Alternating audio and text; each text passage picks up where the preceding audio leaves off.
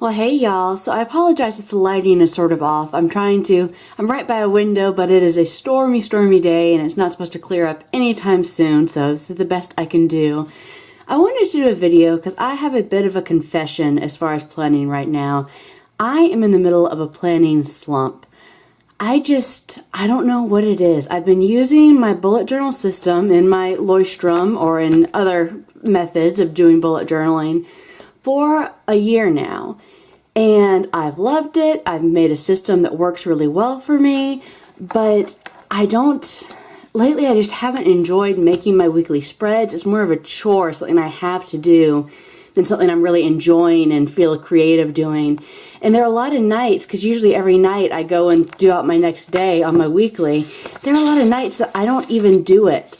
And so then like sometime the next morning I'll write down what I'm supposed to have been doing. And I nearly missed some important things doing that I had to do for my son before he went to school. I nearly missed doing it because it wasn't written down already in my dailies.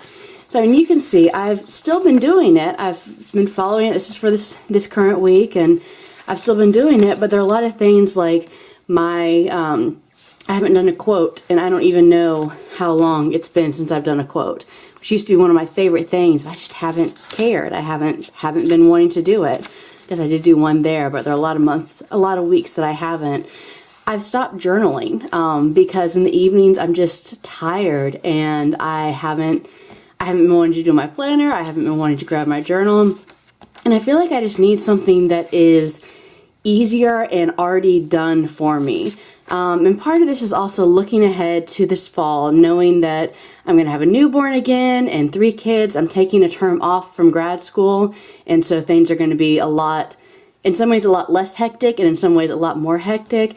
And so I don't know that I'm going to want to be taking the time to write out my planner every week in order to have my stuff done, to get stuff done.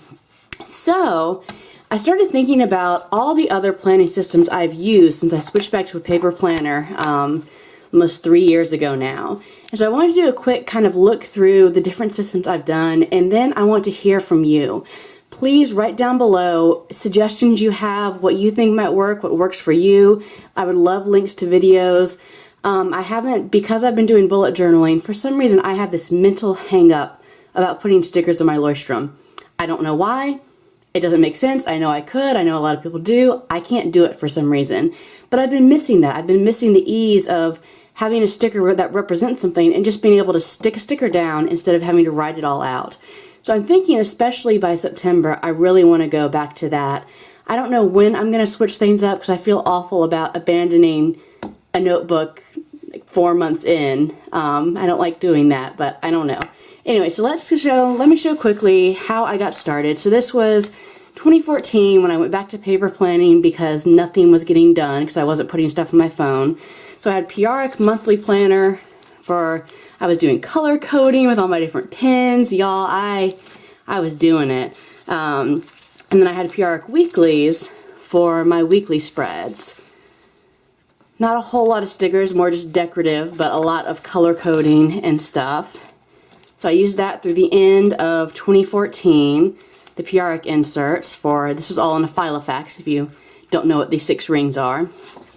And then I just used the standard Filofax ones once we got into January in 2015 that came with my planner. So again, week on 2 pages, really simple, and then I had a monthly from PRic. So I used that for a long time. A long time in the planner world, at least. I know a lot of people use them for years and years and years. But I started getting curious about other things. I had a very, very brief, like a 1-month affair with Erin Condren before I realized I cannot plan an A5. I need something smaller than that. And that's when I discovered Traveler's Notebooks. I had said I wasn't going to do Traveler's Notebooks. I'd ignored anything I saw about them. But February 1st of 2015, I was up all night with my youngest because he was sick, and I turned on YouTube videos and started watching, and when I woke up, because I did eventually go to sleep like at 5 in the morning, when I woke up, I had an email from Amazon confirming my order of a Midori Traveler's Notebook, so be careful what you watch when you're sleep deprived, and be careful of Amazon shopping. So this is not a Midori, obviously. This is a confetti dory. That's where I have all my old inserts stored. And so this was what I started doing when I started having a traveler's notebook as my main planner. Because for a while, I didn't use it as a planner. It wasn't until April of 2015. My 3-year-old just came in. Hello. Oh, there's nothing to see right now. And so I had a traveler's notebook for a couple of months before I gave into actually planning in it, because I said, no, I won't use it as a planner. But then I did. And these were some inserts from, I want to say Boho Paperie, maybe. I will link down below where I got these inserts, but I ordered them as a printable off of Etsy. And I just loved them because they had enough room. I loved the tracker because that was something I'd seen in a lot of videos and wanted to integrate, but didn't really have room in my Filofax. And I loved that it didn't need a lot of decoration because it was already so beautiful. But you could also add your own things. And this is when I started making some of my own stickers, like to note when I had coffee, some weather stickers that I made. Not great, but you know, a little something. So I used this until the beginning of August, and then I decided I wanted something a little bit smaller but the same system. And so that was when I took the rings out of my personal Filofax Malden, and I have a video on that I can link below about taking the rings out for there. And so I had the shop make me just a smaller version. They started doing personal size, but this is in between personal and standard Midori to fit in the Malden. It's about an A6, so slightly larger. And so yeah, I used the same system, but just in a slightly larger than personal size traveler's notebook instead. I started getting some other stickers that I made for returning books, for when my kid had library story time, when another one had to bring show and tell to school, laundry, got into all of that. I only was in this one for about a month, and then I decided to get an actual personal size. Woo! And so I believe I used the actual personal size in here. This is a Chic Sparrow, Mr. Darcy. And I believe I used an actual personal size insert of that same thing for a while. But then I switched to the Growing Up Goddess inserts, which I loved. It didn't have the same tracker, but it was more open, and I loved the grid design as well.